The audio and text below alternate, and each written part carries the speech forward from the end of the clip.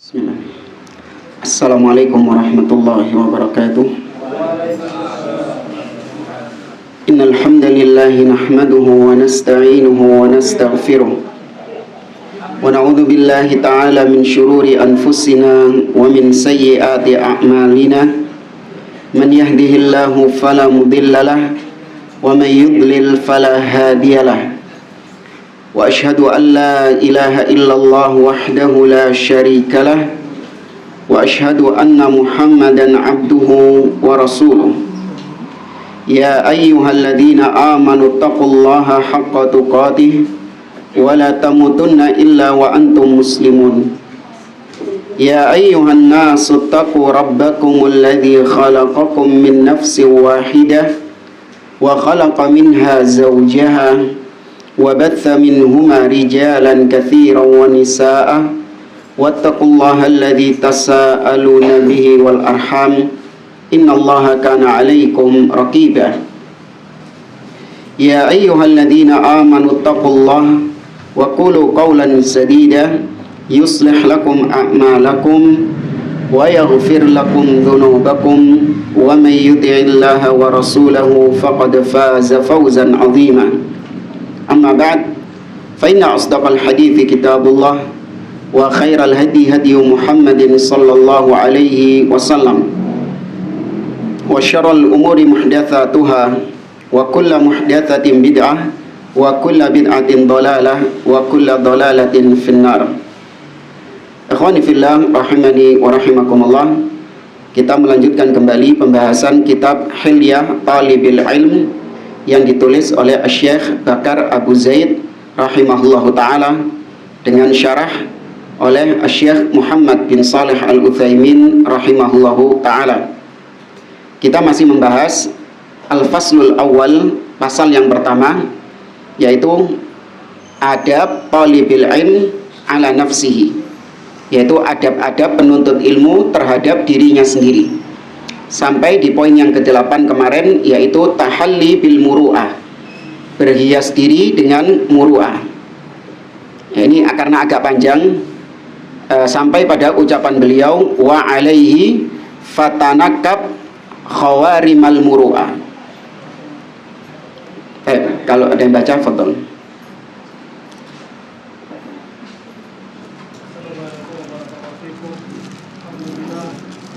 Wassalamu ala rasulillah wa ala alihi wa sahbihi ajma'in.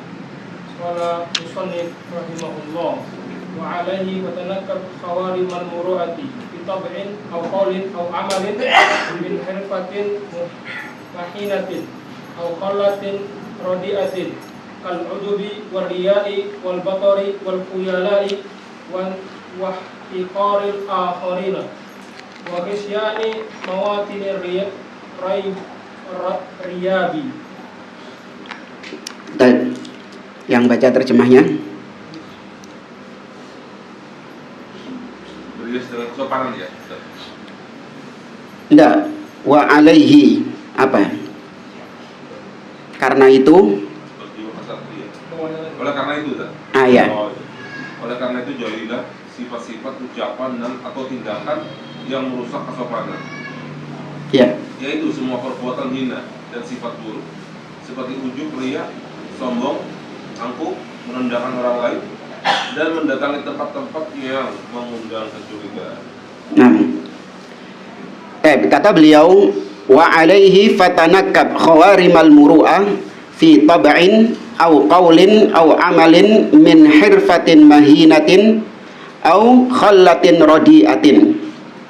Kata beliau, oleh karena itu maka jauhkanlah dirimu dari khawarimal muru'ah, yaitu perkara-perkara yang bisa merusak muru'ah.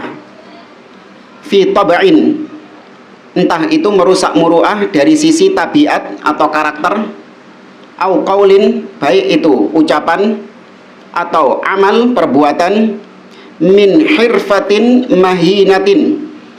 Ya, min hirfah, ya ini segala profesi yang tercela, ya segala profesi yang bisa menjadikan seseorang itu terhina, au khallatin radiatin, ya demikian juga segala sifat-sifat yang radiah, yang rendahan. Kal ujub, ya seperti sifat ujub, riya, ya al-batar, menolak kebenaran, wal khuyala, ya kesombongan, wahtiqaril akharin, merendahkan orang lain, wa ghisyani mawatinir raib, atau mendatangi tempat-tempat yang bisa menimbulkan ragu-ragu atau kecurigaan kepada seseorang. Apa maksud ucapan ini? Maka disyarah oleh Syekh Muhammad bin Shalih Al-Utsaimin. Kata beliau, lamma dzakara al-musanniful muru'ah wa annahu yanbaghi li talibil ilm an yatahalla biha.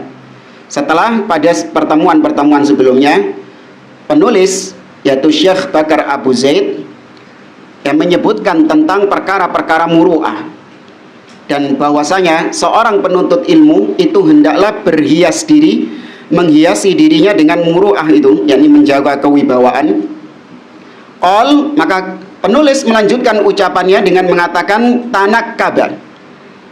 Ya, tanakkab yakni ibta'id, jauhkan dirimu, an khawarimil muru'ah, dari semua hal-hal yang bisa menodai, mengotori muru'ah. Jadi ada seorang talib, penuntut ilmu, yang dia itu sudah menghiasi dirinya dengan muru'ah, sehingga dia ini benar-benar terlihat berwibawa, ya, benar-benar terlihat berwibawa kepada orang lain. Tapi ternyata dia tidak menghindari perbuatan-perbuatan yang justru bisa merusak muru'ahnya itu. Ya, itu tidak dijauhi sama dia. Maka sia-sia sudah membersihkan diri, tapi ternyata dikotori sama dia. Fi tab'in, ya dari sisi tabiat, ya perangai, au qaulin atau ucapan, au amalin atau perbuatan. Fahawil an takuna tabai'uka mulaimatan lil muru'ah. Kata beliau, berusahalah, ya cobalah untuk menjadikan karakter dirimu, watakmu, ya itu adalah watak yang penuh dengan muru'ah. Coba usahakan itu, kata beliau. Wa minal ma'lum, dan sudah diketahui, annahu laisa at-takahhul fil ainaini kal kuhli. Ya memang sudah diketahui ya bahwa namanya celak itu apakah termasuk bagian dari bulu mata? Orang pakai tahu celak ya, apa celak ini? Bukan celak. Apa? Bukan. Ya celak ya. Bukan bagian dari. Ya, apakah celak itu bagian dari bulu matanya? Bukan, kata beliau. Walaisat tatabbu kattaba. Maka tentu berusaha untuk menjadi suatu karakter itu bukan karakter aslinya dia. Jadi karakter aslinya, watak aslinya bukan gitu. Tapi dia berusaha untuk menjadi seseorang yang karakternya berbeda dengan dirinya. Paham nggak maksudnya? Jadi ada orang karakternya itu, wataknya itu ngamuan. Ya, ngamuan. Ya, temperamen. Tapi dia usahakan untuk menampilkan karakter yang berbeda dengan karakter aslinya, dengan watak aslinya. Maka dia menjadi orang yang lemah lembut, penyabar gitu kan, digarai siti. Ya. Maka kita katakan apakah itu wataknya dia? Bukan, wataknya dia itu senggol, bacok. Nggak kayak itulah. Artinya karakternya dia itu ngamuan, marah. Tapi dia berusaha menampilkan karakter watak yang berbeda dengan karakternya. Tentu itu bukan karakter aslinya itu. Paham ya maksudnya? Sebagaimana celak, ya, memang hitam, tapi itu bukan bagian dari alis, bukan bagian dari bulu mata. Paham permisalannya? Kenapa kok disebut celak tadi? Ya. Maka bedakan antara at-tatabbu' dengan at-taba'. At-tatabbu' yaitu menjadi karakter yang berbeda dengan karakter dirinya. Lakin al-insan ma'a mumarasati syai' rubbama yakunul kasbu gharizatan. Namun kata beliau, ya seseorang apabila dia mumarasah, ya dia menekuni hal itu, ya dia melakukan secara terus-menerus hal tersebut, maka tidak menutup kemungkinan kalau watak yang dia tampilkan selama ini itu justru menjadi watak aslinya lama-kelamaan. Paham ya? Awalnya memang bukan watak aslinya, dia penyabar, itu bukan watak aslinya. Watak aslinya ngamuk. Tapi dia berusaha untuk menampilkan dirinya sebagai seorang yang penyabar. Kalau itu terbiasa, maka tidak menutup kemungkinan justru sabar inilah menjadi karakter aslinya. Sabar akhirnya berubah menjadi watak aslinya. Sudah bukan sudah bukan Bukan pemarah lagi. sandiwara, bukan sandiwara. Bukan pemarah lagi maksudnya. Iya. Apa sih istilahnya? Tahu cosplay? Apa cosplay itu? Bukan nyamar. Jadi dia tuh menampilkan karakter yang berbeda dengan dirinya. Ya, dia menampilkan kayak orang yang syuting itu loh. Ya kan? Orang yang syuting film, dia kan berusaha untuk Pencitraan. bukan pencitraan, memang tujuannya mumarosah. Dia ingin melatih ya supaya karakter aslinya itu jadi seperti. Kalau makanya tadi disebutkan nggak pakai riak. Ya, harus ada kita merubah karakter-karakter yang buruk itu, namun bukan dalam rangka riak, tapi dalam rangka untuk melatih, merubah watak karakter kita yang jelek dirubah menjadi bagus, menjadi baik. Itu dengan mumarosah, dengan terus dilatih. Ya, dibiasakan seperti itu. Lama kelamaan kalau sudah terbiasa maka menjadi watak aslinya. Ya. Tapi kalau cuma sekali, 2 kali, atau memang niatnya dia untuk tadi ria, biar orang itu ngelihat kalau dia itu penyabar, ya padahal aslinya, naudzubillah, aslinya marahan. Ya, tapi dia menampakkan seakan-akan dia penyabar untuk mendapatkan pujian dari manusia. Ini tercela. Ya, pencitraan, ini yang tercela. Paham ya bedanya ya? Jadi kayak orang main film itu tadi. Kalau main film memang tujuannya dapat fulus. Iya, saya menampilkan sosok yang soleh, sosok yang baik, ya di karakter film itu. Ya. Setelah syuting, bejat maneh. Iya, syutingnya jadi ustad, masya Allah. Ya kan main film jadi ustad. Habis syuting, ya bejat lagi. Ya. Makanya ini diantara poin yang dikritik oleh para ulama pada pemeran-pemeran film Omar yang dulu sempat viral. Ya, para pemeran-pemerannya adalah orang-orang apa? Fasik. Ya, orang-orang fasik. Tapi memerankan karakter orang-orang yang sangat mulia seperti Abu Bakar As-Siddiq, ya Umar ibnu Khattab, Utsman bin Affan, ya, menampilkan sosok-sosok karakter yang demikian. Dimana kalau kita ngelihat ya Umar sangat luar biasa, tegasnya, penyabarnya, sangat takut dengan ayat-ayat Allah. Padahal aktornya apa? Ya fasik, orang-orang fasik. Ya. Maka ini nggak pantas yang demikian itu, memerankan sosok orang-orang yang mulia seperti itu. Akhirnya orang-orang yang menonton film tersebut, ketika disebutkan nama Umar ibnu Khattab, maka yang terbetik adalah wajah aktornya. Antum yang sudah pernah lihat film itu dulu, ya meskipun antum sudah bertobat, ya meskipun sudah bertobat, ya salah dulu, ya. Tapi ketika disebutkan Umar ibnu Khattab, apalagi kalau dibacakan sirah kepada antum, maka yang terbetik mukanya Abu Bakar, mukanya Umar, itu apa di benak antum? Ya pemerannya itu, aktor-aktornya itu tadi yang main film. Ya padahal jauh berbeda mereka. Ya. Maka ini diantara cara dakwahnya ahli bid'ah, berdakwah lewat film-film religi seperti itu. Ya, Ahlus Sunnah mengharamkan berdakwah dengan wasilah film-film religi demikian. Itu diantara caranya dakwahnya Ikhwanul Muslimin. Karena diantara yang memberikan rekomendasi film tersebut siapa? Da'inya Ikhwanul Muslimin. Sudah meninggal orangnya. Mesir. Siapa yang memberikan rekomendasi bolehnya film tersebut? Bahkan namanya dicantumkan di film itu. Naam, Yusuf Al-Qaradawi, ya rahimahullah, sudah meninggal orangnya. Kembali ke sini. Kata beliau, bisa jadi dengan mumarosah, dengan dia latih terus, maka akhlak atau watak yang dia usahakan tadi berubah menjadi karakternya. Wa tatabbu tabi'atan, yang awalnya tatabbu, yakni berusaha menjadi suatu watak karakter, akhirnya menjadi tabi'ah, menjadi watak aslinya itu. Wa illa fa innal insan law hawala ma yuhawilu minal akhlaq wa tab'uhu laisa kadzalik sayajidu su'ubatan. Ya, kata beliau, yang terjadi manusia itu ketika dia berusaha dengan akhlak tertentu yang itu bukan karakter dia, bukan akhlaknya dia, bukan kebiasaannya dia seperti itu, maka pasti awalnya dia akan merasakan apa?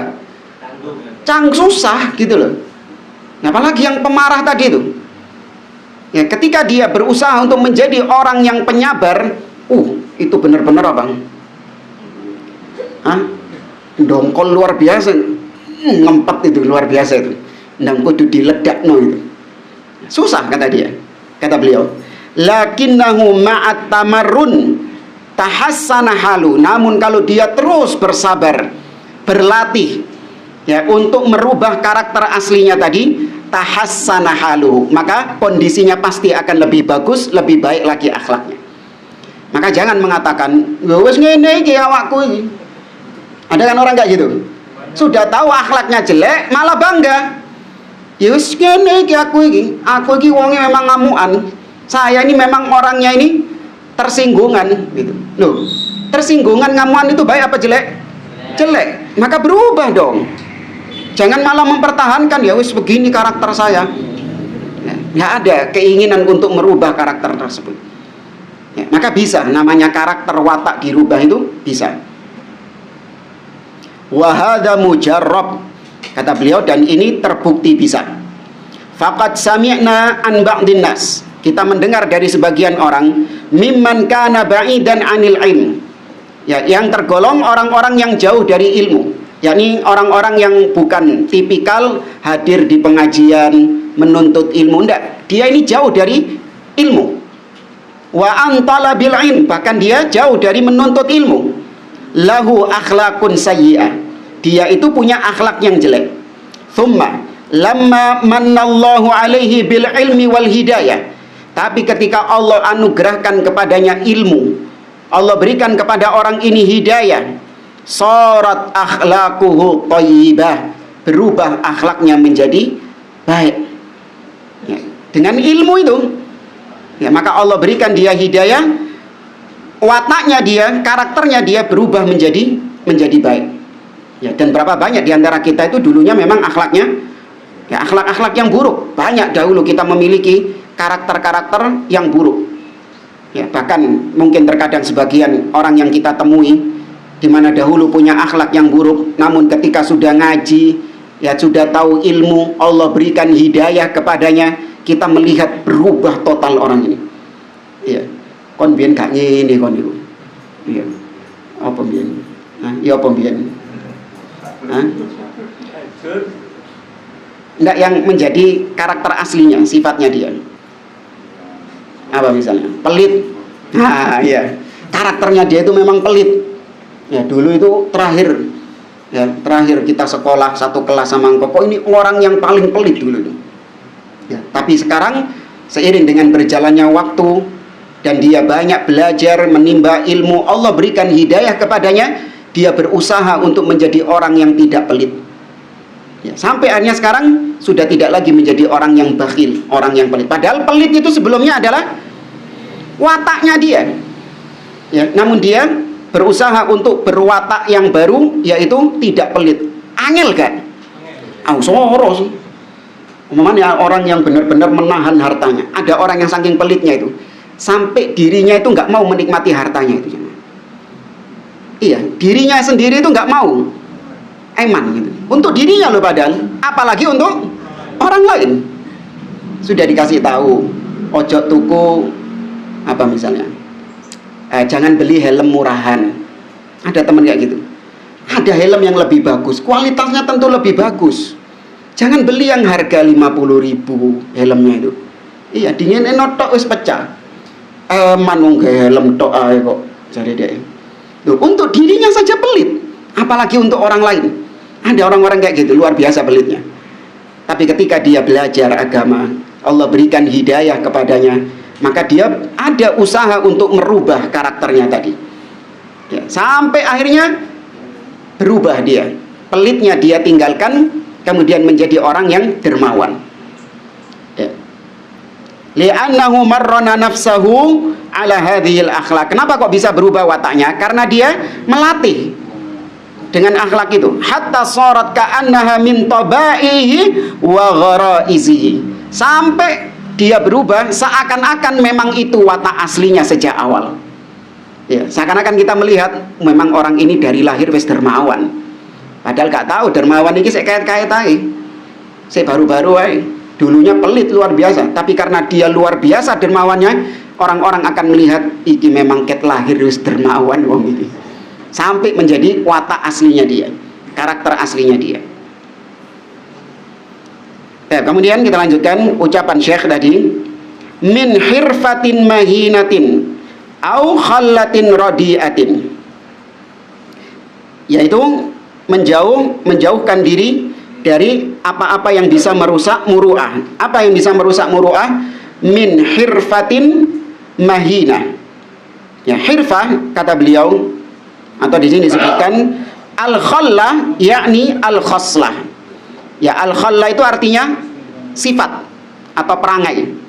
Al-khalla, yaitu sifat-sifat yang rodiah, ya, sifat-sifat yang buruk, yang rendahan, yang jelek. Wal hirfatul muhina atau mahina, ya muhina. Apa itu? Kulla ma yahtarifu bihil insan min amalin, yaitu segala sesuatu profesi yang dilakukan oleh seseorang yang itu merupakan profesi yang buruk. Ya, profesi yang buruk ini bukan dilihat dari buruk yang dipandang oleh manusia, enggak. Ya, seperti ada orang yang memandang remeh tukang sampah misalnya. Nah, itu bukan profesi yang buruk. Karena kalau menuruti kacamata orang, ya banyak profesi-profesi yang baik dianggap buruk sama orang-orang. Enggak. Maksudnya yang buruk di sini adalah memang yang benar-benar hina di mata Allah Subhanahu wa taala. Ya, meskipun bergengsi. Ya, meskipun itu adalah profesi yang bergengsi di mata manusia. Kayak apa misalnya? Pegawai bank, oh, bergengsi. Ya. Ya, pegawai pajak misalnya. Kan itu bergengsi kan? Ya, nek ngelamar anake uang diterima itu. Ya. Ya. Tapi kalau mungkin jadi apa misalnya? Ya, tukang sampah, tukang sapu. Sebenarnya bukan tukang sampah. Tukang sampah itu yang buang sampah sembarangan. Itu yang tukang nyampah itu. Ya, kalau yang berseni itu tukang bersih-bersih lah. Karena dia membersihkan, bukan nyampah gitu. Iya. Cleaning. Makanya kalau di Inggris itu cleaning. Ya, karena dia yang membersihkan. Kalau di Indonesia jadi tukang sampah. Dan sebenarnya kan dia yang buang sampah. Bukan. Yang tukang sampah itu harusnya yang buang sampah sembarangan itu. Tapi ala kulli hal, yaitu segala profesi-profesi yang bisa menjadikan seseorang itu terhina. Apa misalnya?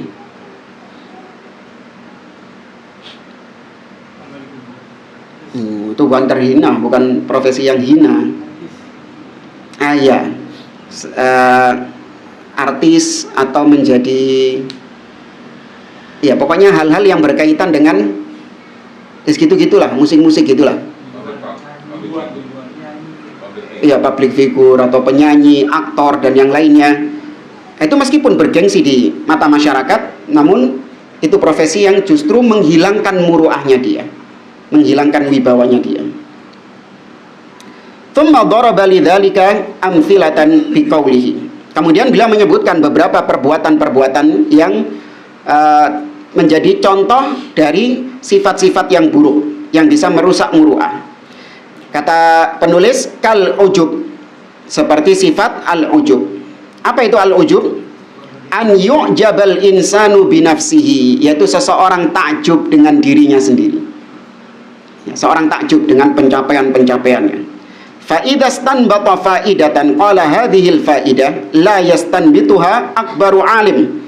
Kalau dia punya gagasan, ya dia akan bangga dengan mengatakan, ini gagasan ini baru saya yang menggagas ini.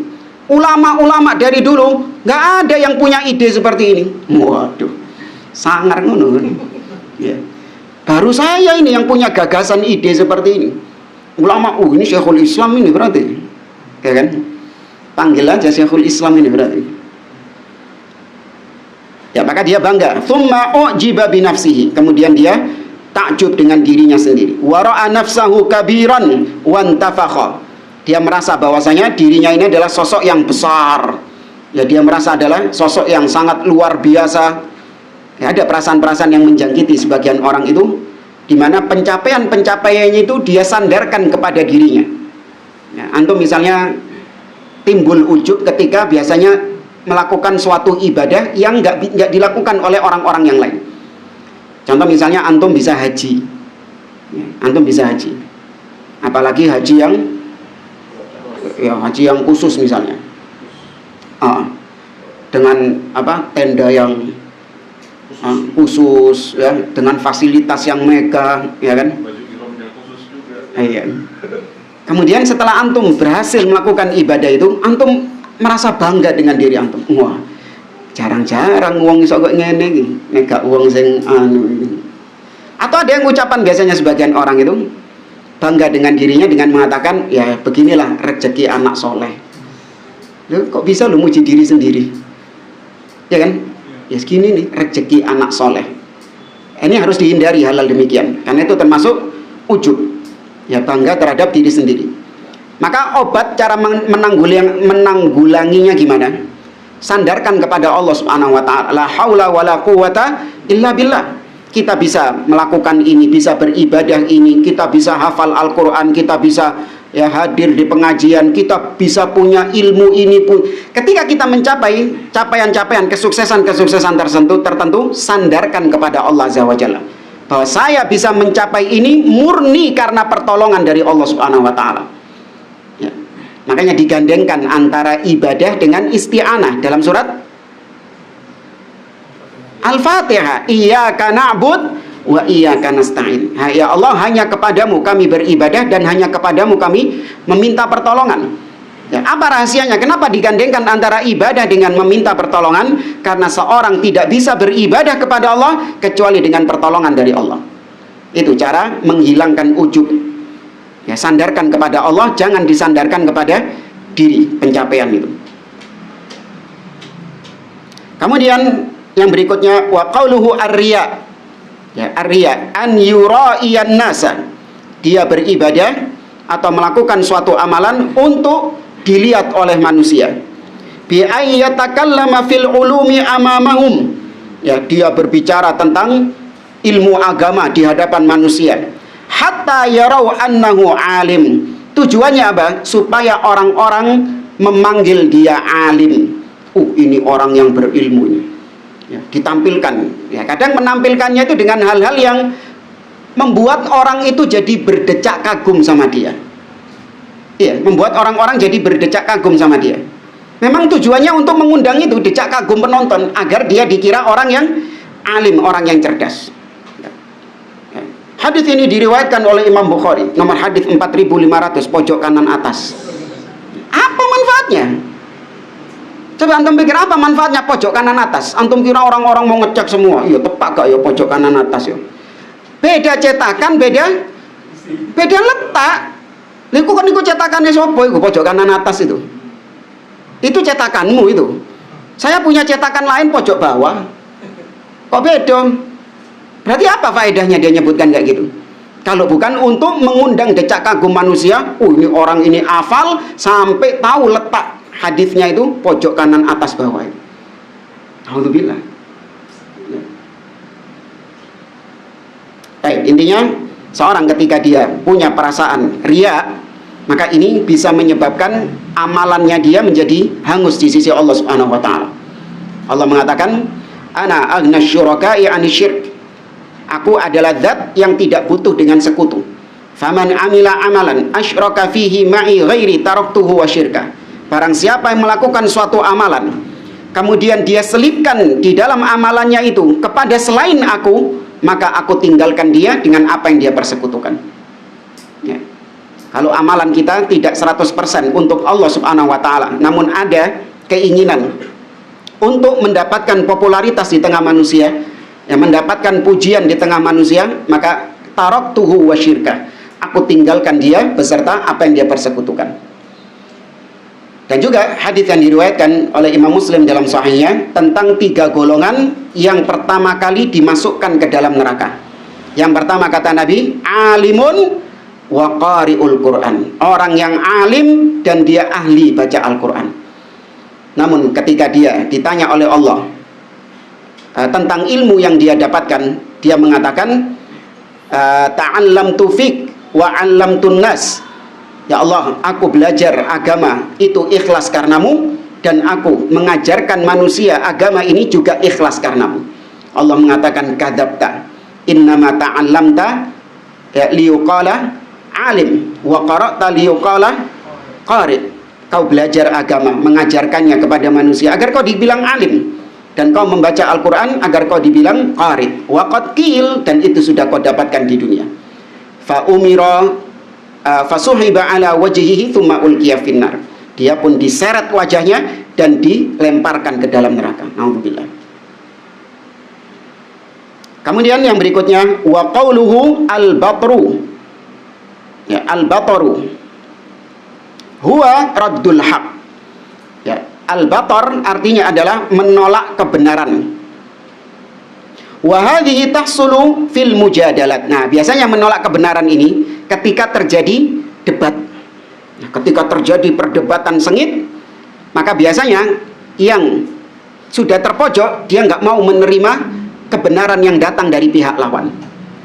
Ya, dia memilih untuk menolak kebenaran tersebut demi untuk menjaga apa ya?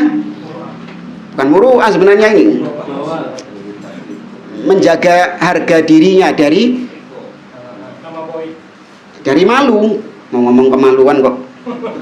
Ya, dari kekalahan, dari malu gitu loh. Ya, meskipun dia tahu bahwasanya apa yang diucapkan oleh lawannya itu kebenaran, namun dia nggak mau menerima kebenaran tersebut demi untuk menjaga dirinya supaya nggak malu di hadapan manusia.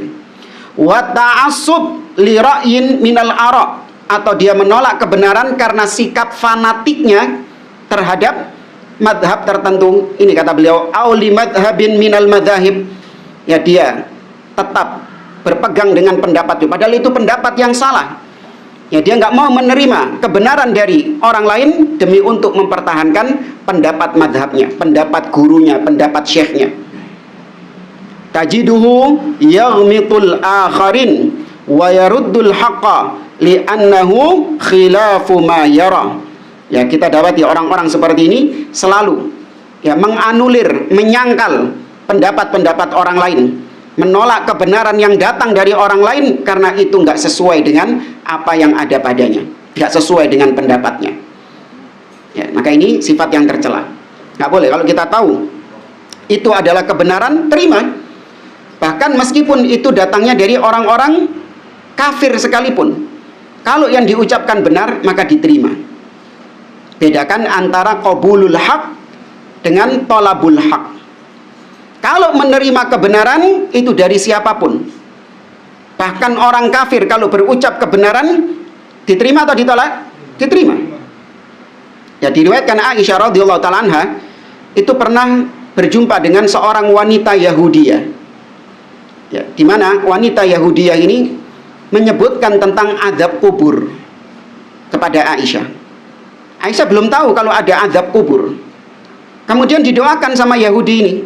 Yahudi wanita ini mengatakan, a'adzakillahu min adzabil qabr. Semoga Allah melindungimu wahai Aisyah dari azab kubur.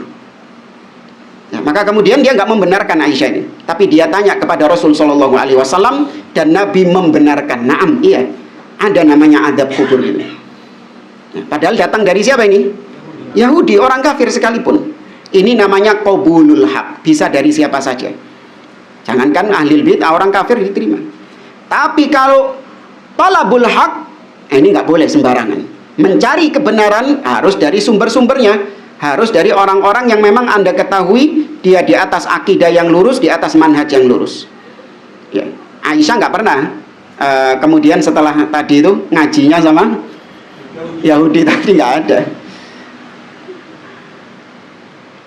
Kita lanjutkan. Wa qauluhu al-khuyala, di antara sifat yang bisa menodai muru'ah adalah al-khuyala. Apa itu al-khuyala? Natijatul ujub. Al-khuyala ini adalah hasil daripada ujub. Apa ya? Enggak. Setelah ujub maka timbul al-khuyala ini, ya, keangkuhan. Fayudhiru nafsahu bimadharil alimil wasi'il ilm. Ya, ketika dia itu merasa ujub ini kan dia merasa besar. Ketika dia merasa besar, maka dia khuyala. Apa itu khuyala? Kata beliau, dia menampakkan dirinya seakan-akan dia ini seorang alim yang luas keilmuannya. Karena wis ngerasa gede wisan. Ya, dia merasa orang yang alim yang luas keilmuannya. Wa min dzalika an yakuna lil ulama fi baladin ma zayyun khasun fil libas. Fayati at-talibu al-mubtadi'u bil ilm fayalbasu libasa kibaril ulama. Misalnya di suatu negeri tertentu itu ada pakaian yang memang khusus biasanya dipakai sama ulama. Kalau zaman dulu itu ada pakaian khusus yang dipakai sama ulama-ulama kerajaan. Istilahnya ya ulama yang menjadi penasihat-penasihat raja seperti Al-Imam Ibnu Rajab Al-Hambali. Ya, beliau pakaiannya khusus, kemudian tunggangannya juga khusus misalnya. Ada pakaian-pakaian khusus itu. Kalau di sini apa misalnya? Oh ya, bish. Bish namanya. Oh ya, bish. Pakai shin. Ya. Bish. Ba, shin, to, bish. Oh, bish. Ya, bish. Tahu yang emas? Ya. Nah, itu kan biasanya, tapi bukan syekhnya juga, itu pakaian-pakaian kerajaan. Ya. Tapi intinya biasanya kalau di masjid ya ada yang pakai pakaian seperti itu biasanya memang syekh. Ya, biasanya memang syekh dia. Nah, ada orang yang ya dia ini baru penuntut ilmu biasa, nggak punya ilmu, tapi dia itu merasa bahwasanya dia ini sudah alimul kabir, seorang ulama besar. Nggak bis iku mang deh, seret, wah, khoyal, seakan-akan sudah ulama besar ini pakai itu bis itu tadi. Semua nol. Iya, terus kemudian sholat di, Semua nol. iya, kemudian sholat di mana? Di masjid sini. Iya. Liyadhunna adh-dhannu annahu min kibaril ulama. Apa tujuannya dia pakai pakaian kayak gitu? Untuk supaya orang-orang mengira bahwa ini adalah ulama besar. Fahadha minal khuyala, ini diantara al khuyala. Apa kalau di sini ya? Jadi perhatian. Apa kayaknya?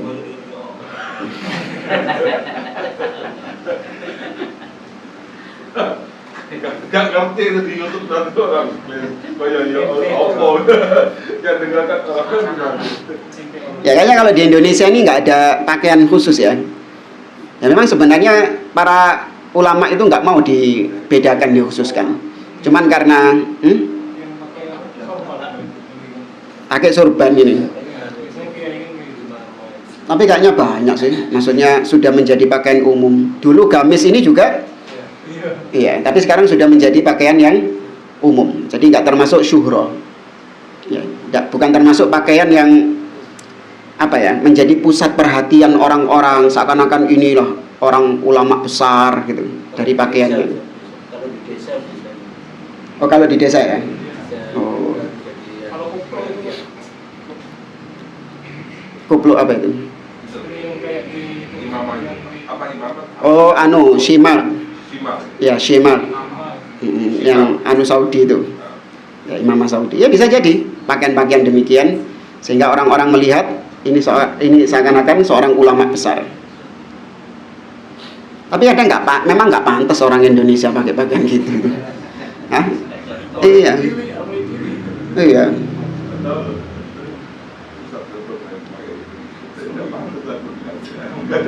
Nah, kita lanjutkan. Kadzalika aidan ihtiqarul akharin wa raddul haqqi wa huwal kibru.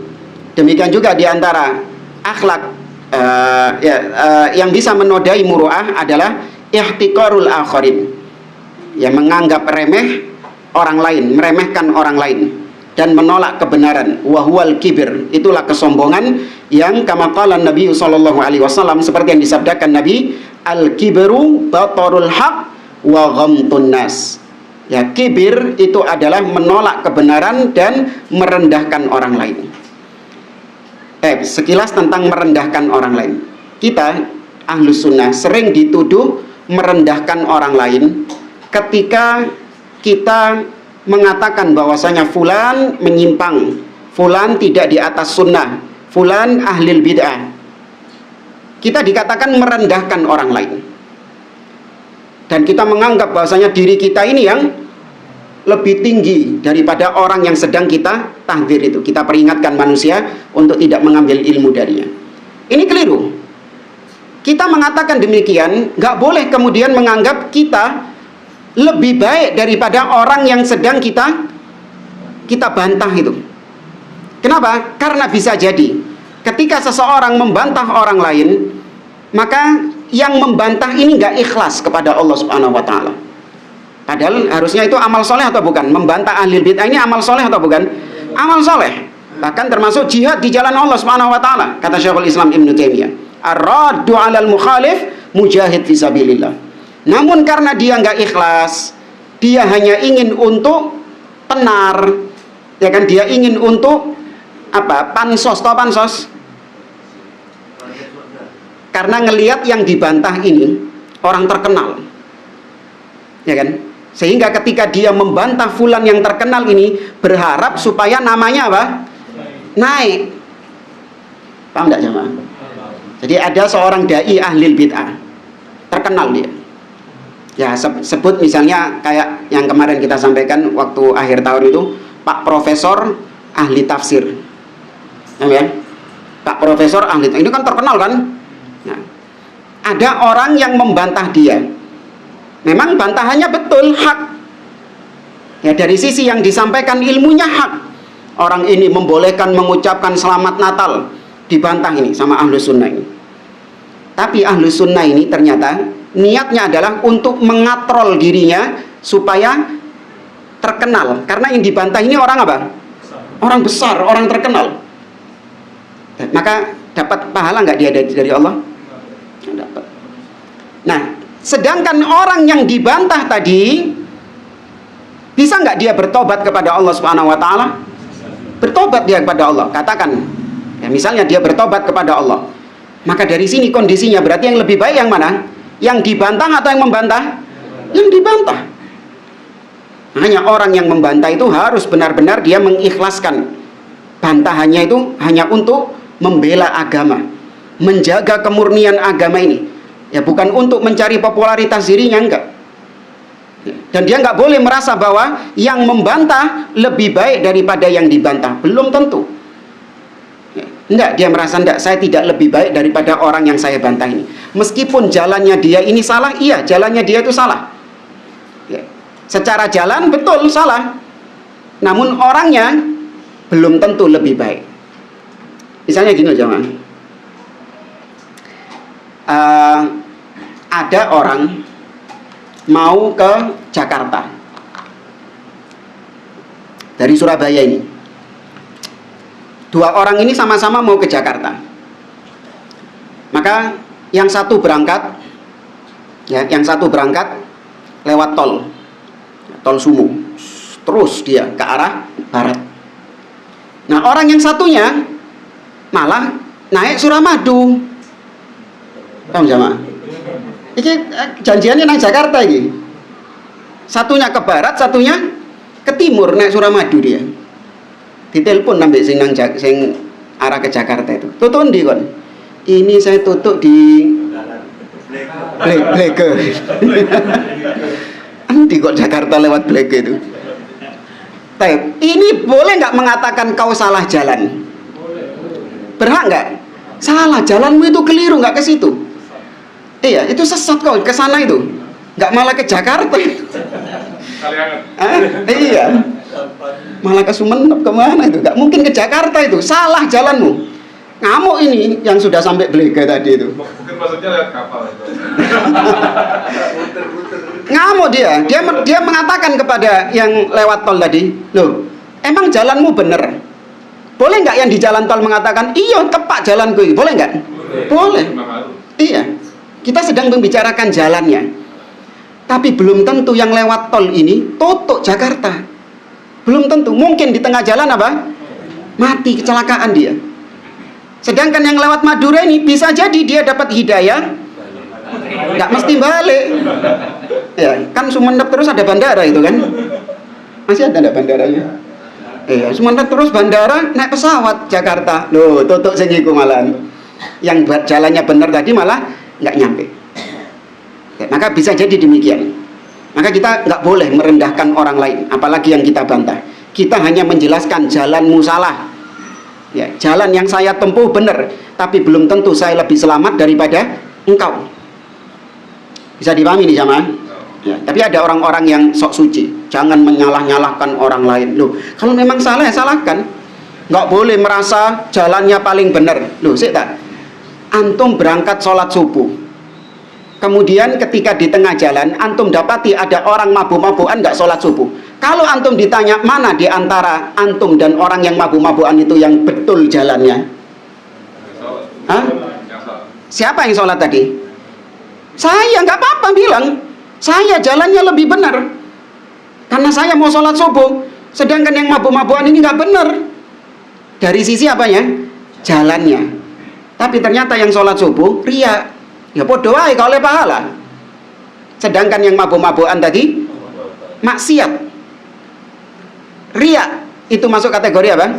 Syirik sama maksiat, mana yang lebih besar dosanya? Ria, ini syirik kecil, meskipun itu syirik asghar tuh. Paham di sini?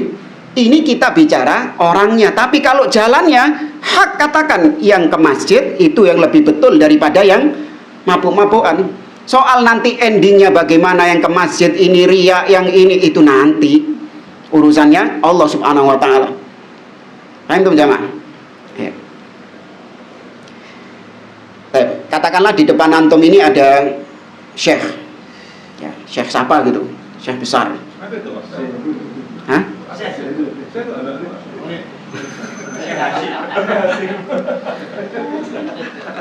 Syekh ini, ya syekh ini, dia itu Anda lihat minum pakai tangan kiri. Kemudian antum menegur syekh tersebut, syekh minumnya salah tangannya, pakai tangan kanan saja, ya jangan pakai tangan kiri. Ketika antum menegur seperti itu, membetulkan syekhnya tadi, apakah antum merasa lebih baik daripada syekh tadi? Enggak. Saya merasa syekhnya jauh lebih berilmu daripada saya. Cuman saya tahu minum pakai tangan kiri tetap apa? Salah.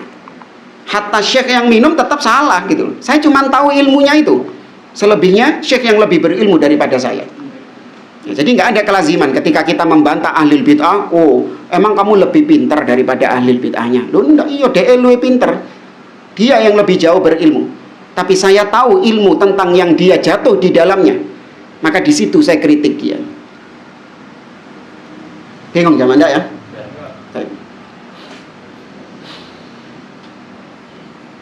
Oke, kemudian yang berikutnya, wa ghisyanu mawatinir raib. Di antara yang bisa menodai muru'ah yaitu mendatangi tempat-tempat yang bisa menimbulkan keraguan atau kecurigaan.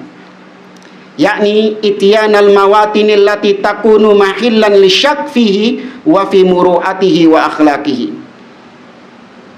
Seorang mendatangi tempat-tempat yang kalau dilihat orang itu bisa menimbulkan kecurigaan. Apa ya? Diskotik. Apa? Maksudnya bisa iya bisa enggak gitu loh.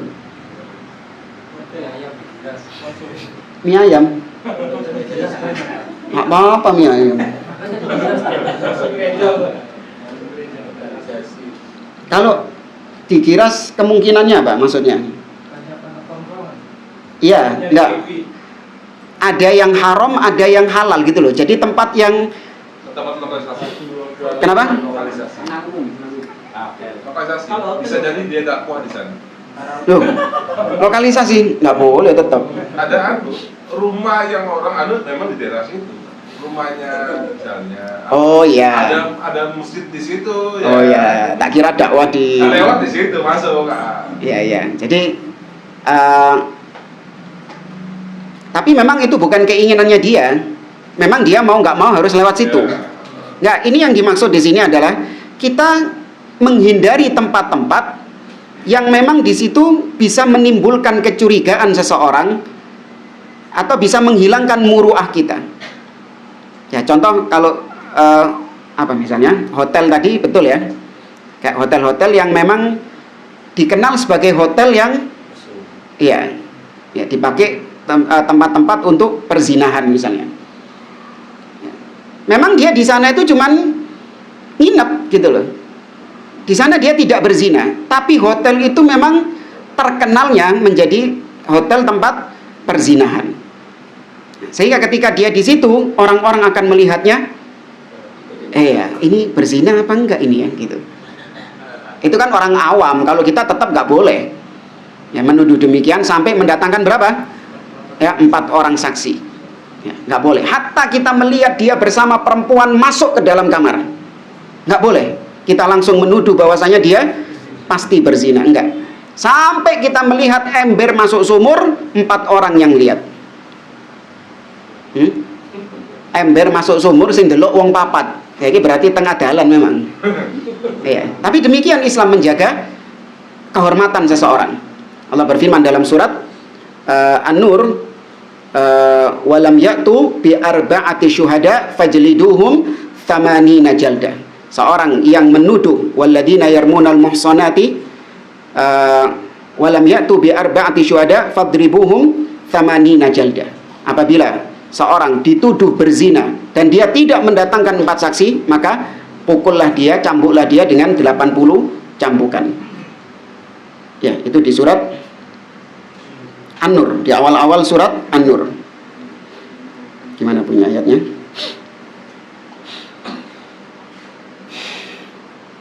Ya. Walladzina yarmunal muhsanat tsumma lam ya'tu bi arba'ati syuhada fajliduhum 80 jaldah. Ayat yang keempat.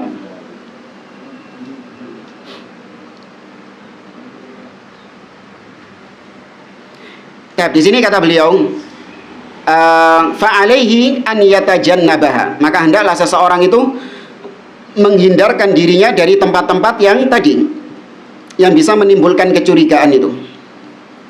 Wa rahimallahu imra'an kaffal ghibah an nafsihi, semoga Allah merahmati seseorang yang mencegah dirinya dari ghibah. Ya, yang mencegah dirinya dari ghibah. Artinya jangan kita menjadi seseorang yang suka curigaan sama orang. Wah, itu fulan itu jalan sama siapa itu? Wah, cocok iki bojo anyar iki ngono. Wah, iki fulan selingkuh ini, dia jalan sama orang. Ya, padahal mungkin jalan sama mahramnya juga. Entah jalan sama enggak sama mahramnya juga. Misalnya seorang wanita jalan sama kakaknya. Ya, jalan sama kakaknya. Dan kakaknya itu juga sosok yang tampan misalnya. Orang-orang ngeliat, oh itu selingkuhan itu. Padahal sama kakak kandungnya sendiri. Ya, maka kata beliau, semoga Allah merahmati seseorang yang lisannya itu tidak gampang gosip ghibah.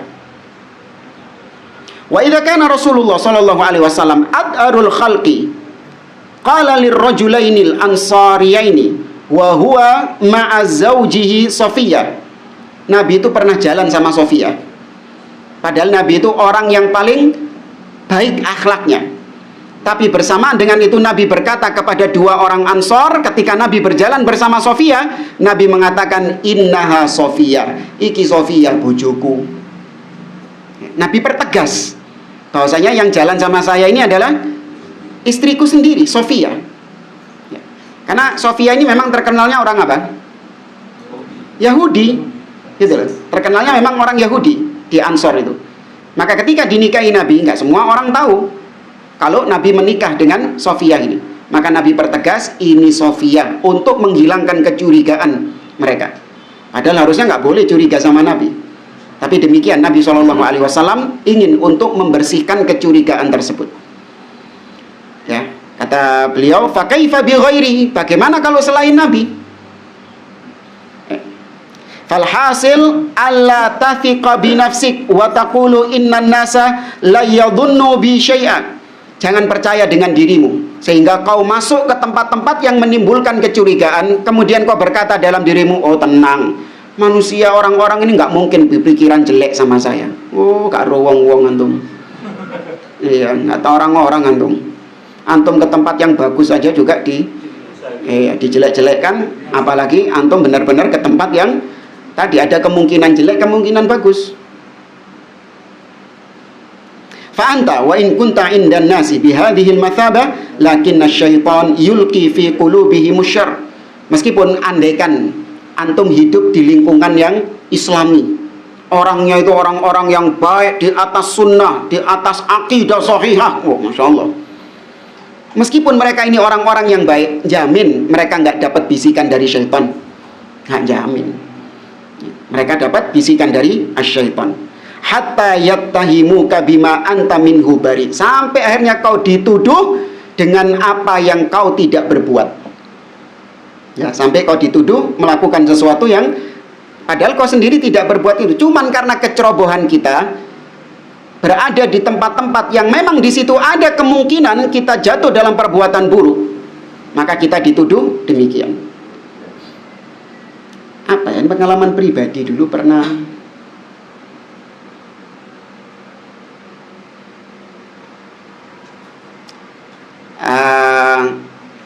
ya pengalaman pribadi dulu saya sama istri, gak tahu waktu saya sama istri atau waktu saya ngisi kajian di Jakarta. Di Jakarta itu ada daerah, oh ya sama istri. Di Jakarta itu ada daerah Mangga Besar ya. Ya. Mangga Besar ini terkenal tempat hiburan malam. Ya, tempat hiburan malam. Ketika itu ya saya cari-cari sendiri hotel yang ya sekiranya cuma buat satu malam saja kok. Ya, yang dekat daerah sini. Anak nggak hafal daerah Jakarta itu apa. Oh ini kayaknya dekat di sini. Saya lihat foto-fotonya bagus, ya kan? Ya sudah inilah murah juga 300.000.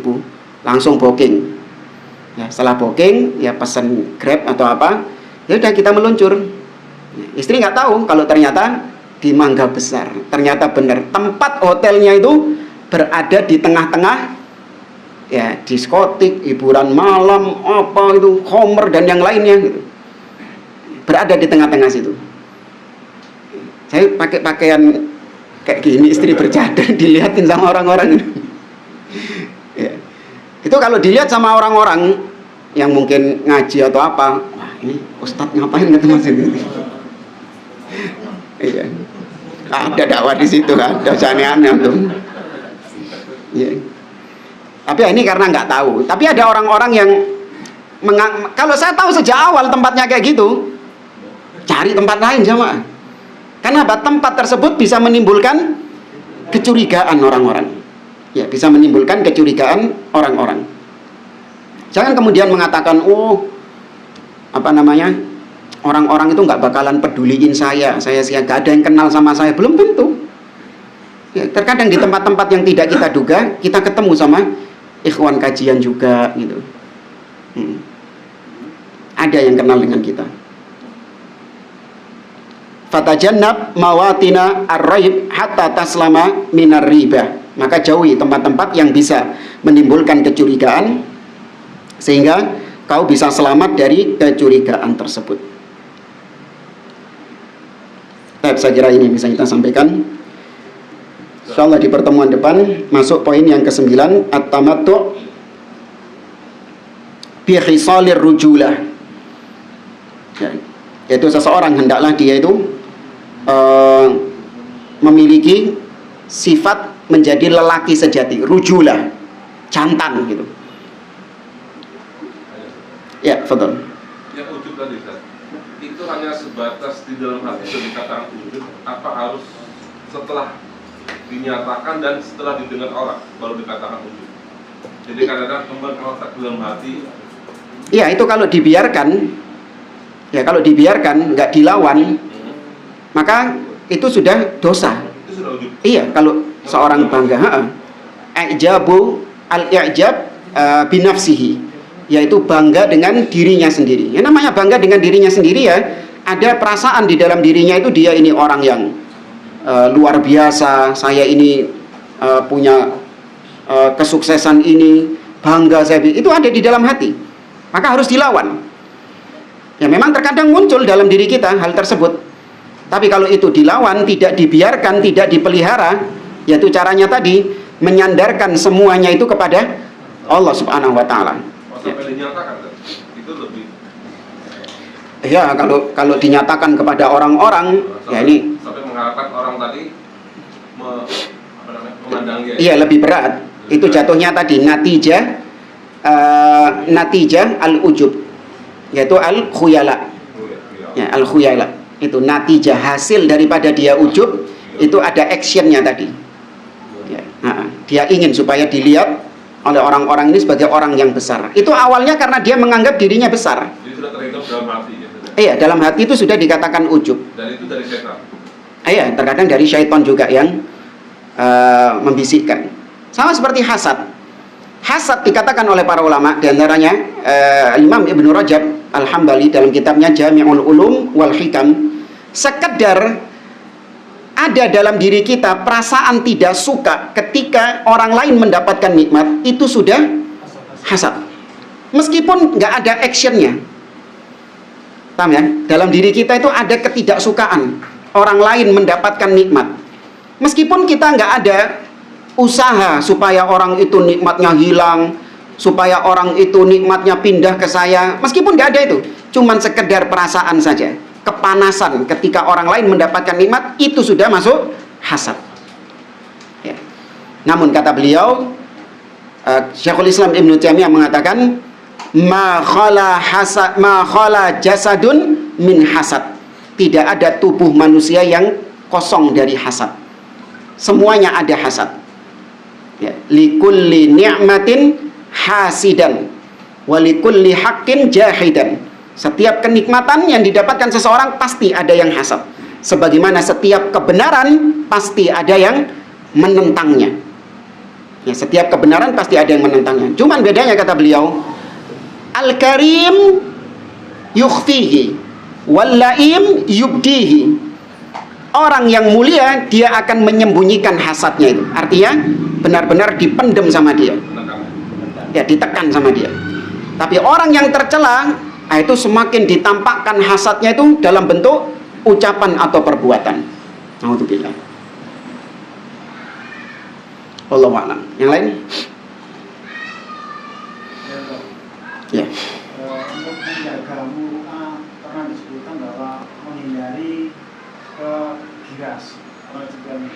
Bagaimana kalau kita itu orang hobi mancing ditambah itu, apakah juga tidak menjaga muka? Hobi mancing ditambah. Ya, kalau orang ngelihat gimana? Gitu saja. Kalau orang-orang melihat itu sebagai perbuatan yang istilahnya tidak menjatuhkan wibawa seseorang, nggak masalah. Tapi kalau orang menganggap itu adalah perbuatan yang membuang-buang waktu misalnya, ya, maka nggak boleh, nggak usah. Karena kalau lihat mancing, apalagi bukan pekerjaannya sebagai nelayan, beda. Kalau nelayan itu ya memang dia pekerja, tapi kalau mancing itu cuma apa? Hobi gitu loh, hanya sebatas hobi saja. Kecuali kalau mancing diisi dengan hal-hal yang sambil mancing, sambil murojaah, ya, sambil berzikir, ya, terus kemudian, tapi biasanya mancing apa sih? Ngelamun biasa kan, ngelamun, menghayal gitu. Wallahu a'lam. Itu kalau dilihat orang, apakah termasuk akhlak yang buruk atau tidak? Wallahu a'lam. Antum ngelihat ada ustadz siapa gitu mancing, ya apa perasaan antum? Hah? Elek kagak? Ustadz kok mancing sih? Hah?